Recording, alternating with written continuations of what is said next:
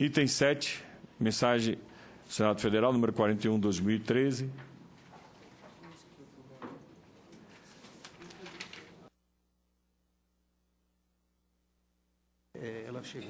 Não terminativo, que encaminha em cumprimento ao disposto do artigo 49 da Lei número 12.708, de 17 de agosto de 2012, o relatório de avaliação de receitas e despesas primárias referente ao segundo bimestre de 2013. Autoria, o Presidente da República, a relatoria da senadora Vanessa Graziotin, o relatório pelo conhecimento e arquivamento. Já foi lido pela...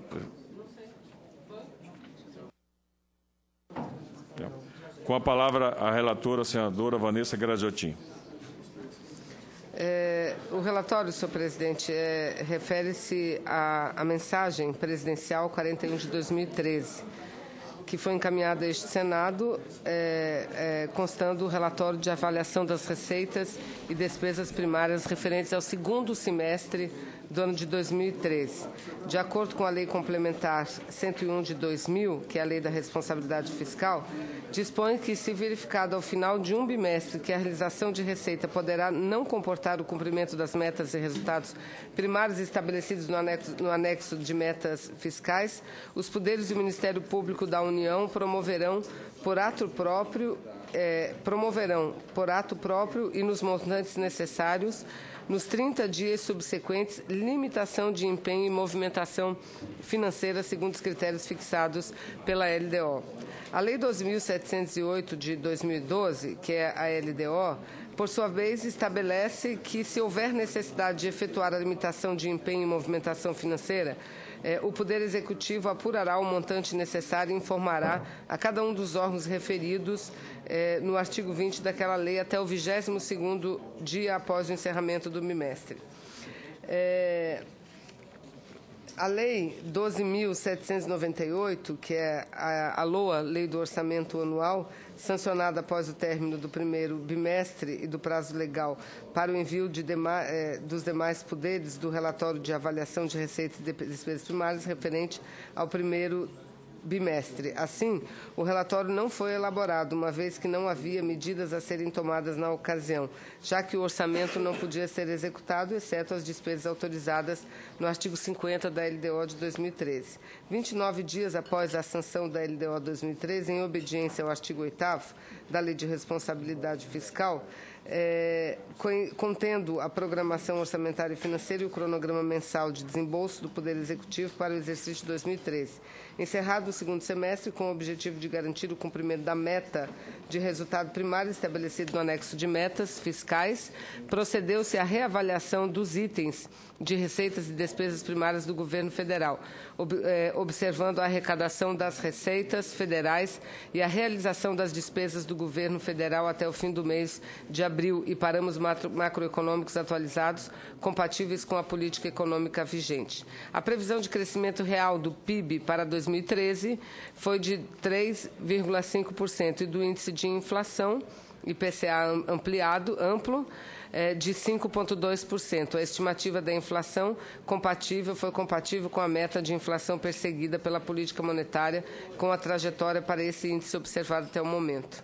Após a reavaliação da projeção das receitas e despesas, verificou-se a necessidade de limitar o empenho e a movimentação financeira das dotações orçamentárias em 22,5 bilhões de reais. A revisão das estimativas da receita líquida de transferências a estados e municípios demonstrou um decréscimo de 47,5 bilhões em relação a 2013. Essa variação ocorreu na maioria das receitas administradas pela Secretaria da Receita Federal, exceto o imposto de importação, contribuição para o financiamento da Seguridade Social, COFINS, e a contribuição para o programa PIS-PASEP. Nas outras receitas foram reduzidas as projeções de dividendos e da cota-parte de compensações financeiras. Isso em decorrência da das desonerações praticadas pelo governo, senhor presidente. Quanto às despesas primárias de execução obrigatória, houve um decréscimo líquido de 5 bilhões, distribuído entre os seguintes itens: subsídios e subvenções econômicas, pessoal e encargos sociais, complementação do Fundo de Manutenção e Desenvolvimento da Educação, valorização de profissionais de educação, Fundeb. Em sentido oposto, a previsão do gasto com créditos extraordinários, despesas dos poderes legislativo e judiciário e o Ministério Público da União, inclusive convênios e fundos de desenvolvimento da Amazônia, Centro-Oeste e do Nordeste, foi aumentado. Por fim, o abatimento da meta de superávit primário no artigo 3º da LDO 2013 foi ampliado para 45 bilhões, superando em 20 bilhões o valor de 2013. Embora o abatimento total permita a LDO, já consideradas as alterações feitas na lei, seja de 65 milhões, optou-se por não utilizar toda a dedução permitida, dadas as incertezas da economia internacional. Adicionou-se a isso a redução de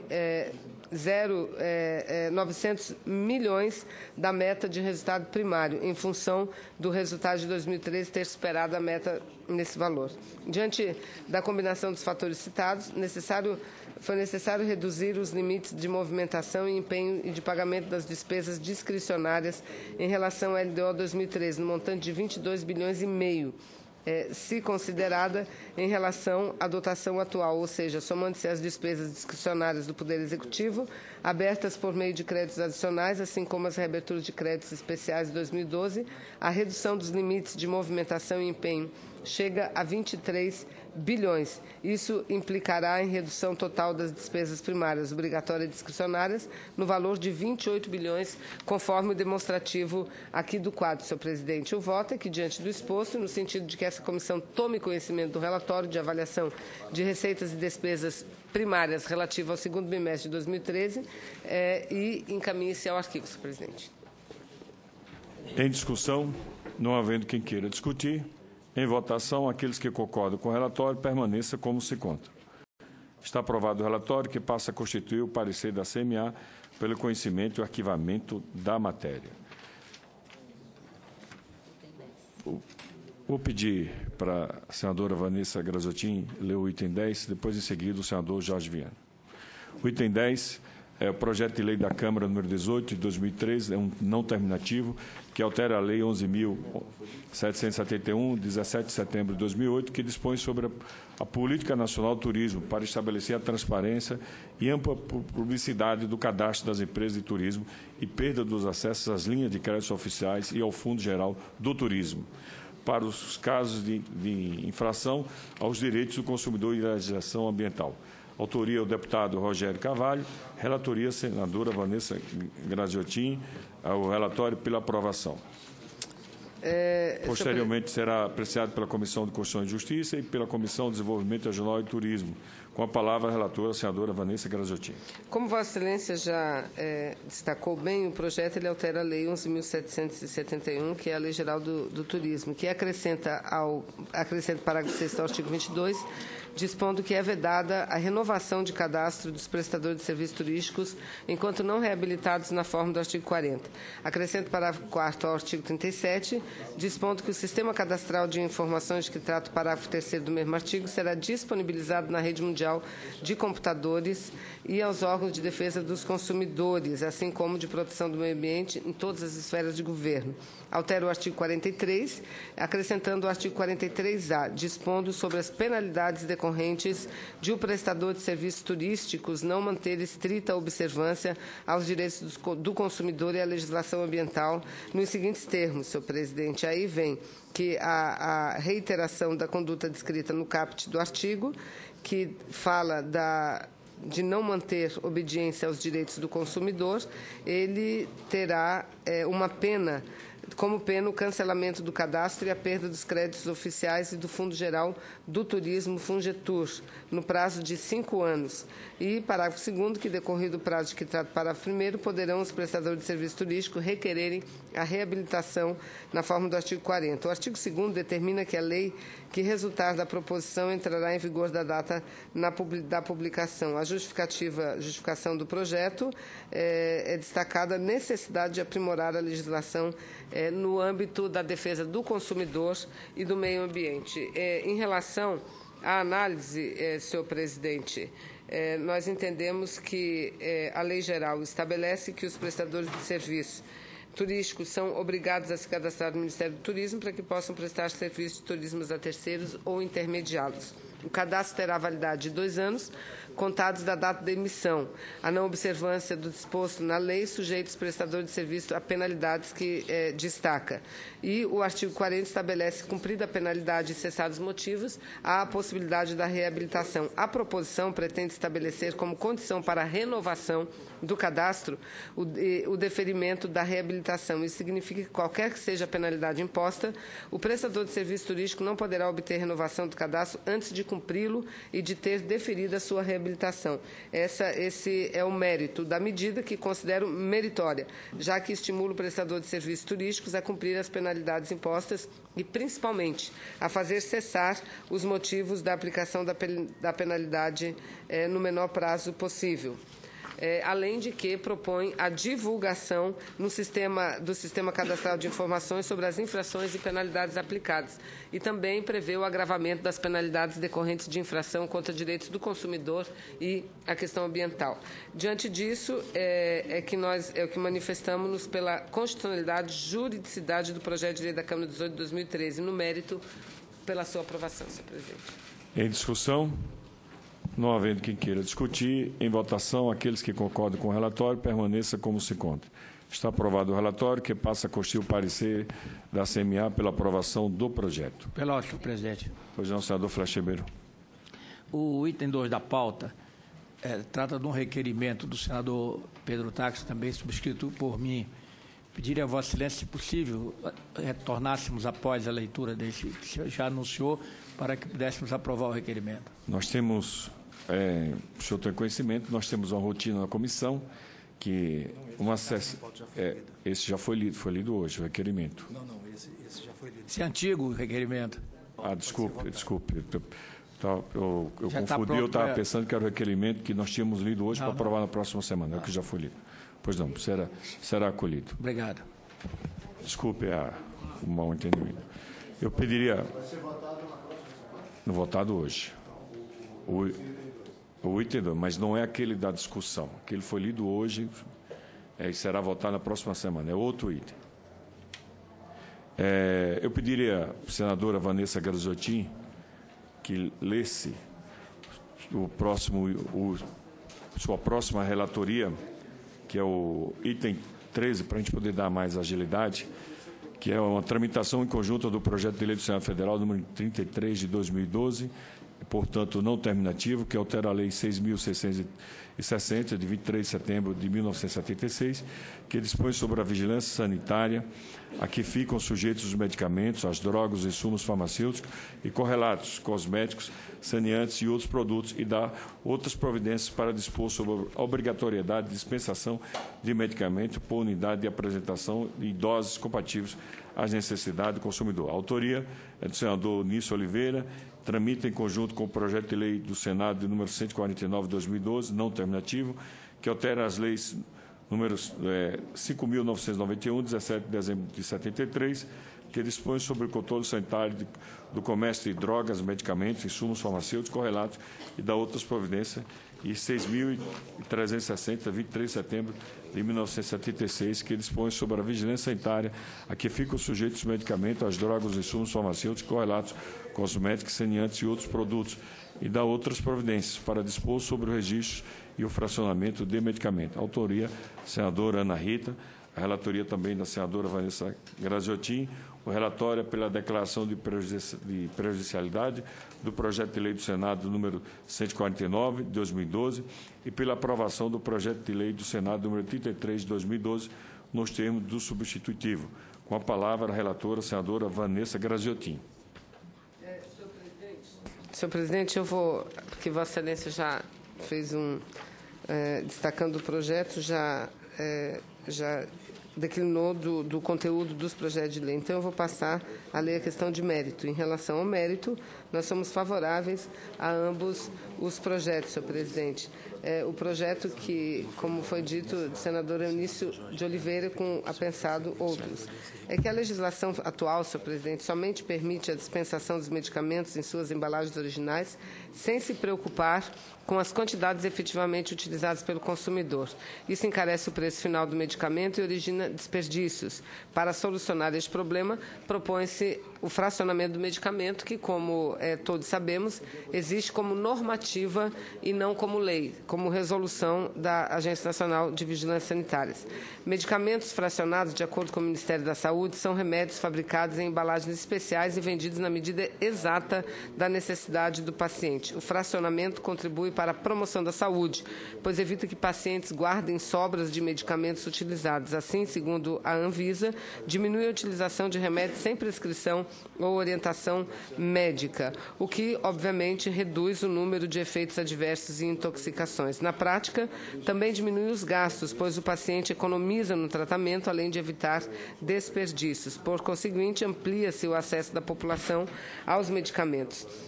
De fato, por essas razões, o Poder Executivo regulamentou, mediante decreto 5775 de 2006, a dispensação de medicamentos na forma fracionada.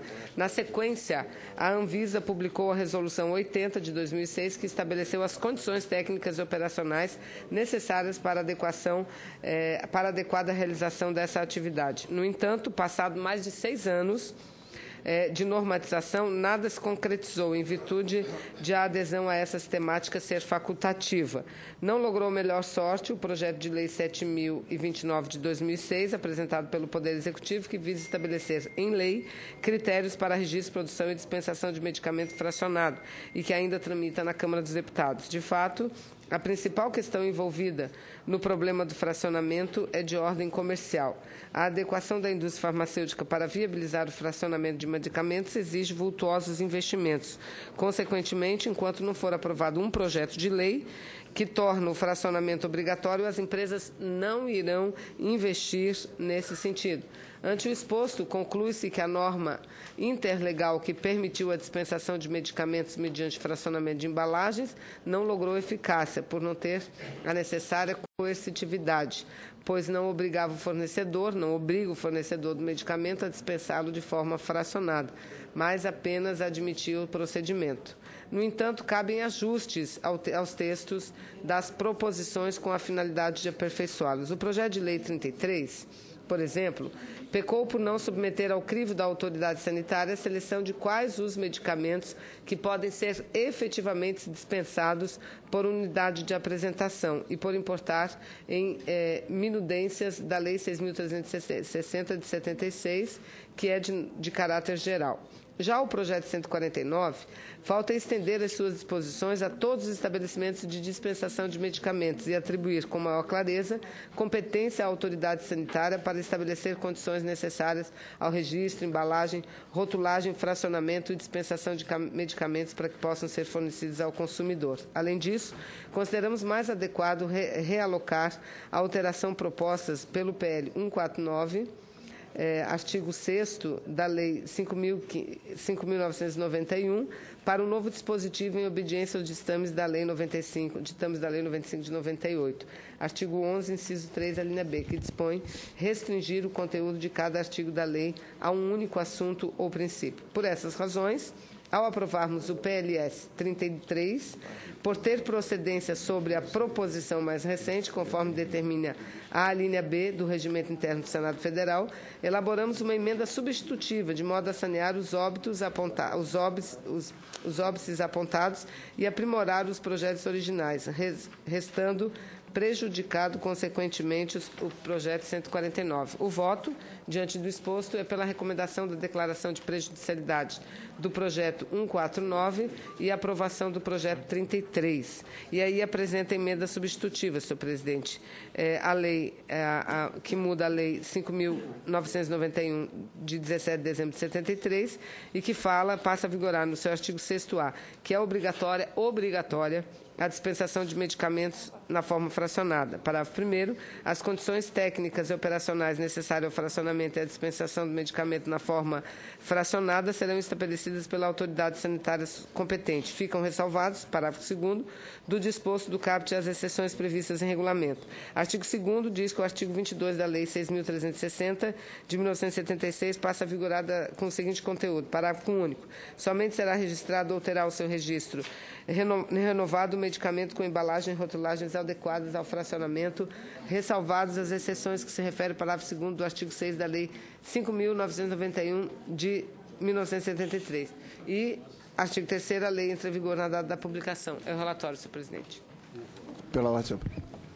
Pois não, senador Jorge Viana. A pedido da colega senadora Ana Rita, eu peço vistas para que ela possa ter um melhor entendimento e procurar um entendimento para aproveitar a proposta, tendo em vista o voto da colega Vanessa. A vista regimental que está concedida. Presidente, eu sou relatora, mas quero concordar plenamente com isso, porque há sim, inclusive partes do projeto da senadora foi utilizado no substitutivo. Acho que houve uma desatenção de minha parte de não ter feito isso. Se for possível, nesse período das vistas, eu promovo mudanças na redação, não no conteúdo da emenda, mas falando do aproveitamento de ambos os projetos. Então, eu, inclusive, agradeço e peço à Vanessa, que estudou, que trabalhou, que aí, se puder fazer os ajustes que ela entende que sejam os necessários, aí a partir daí é que eu traria de volta o projeto.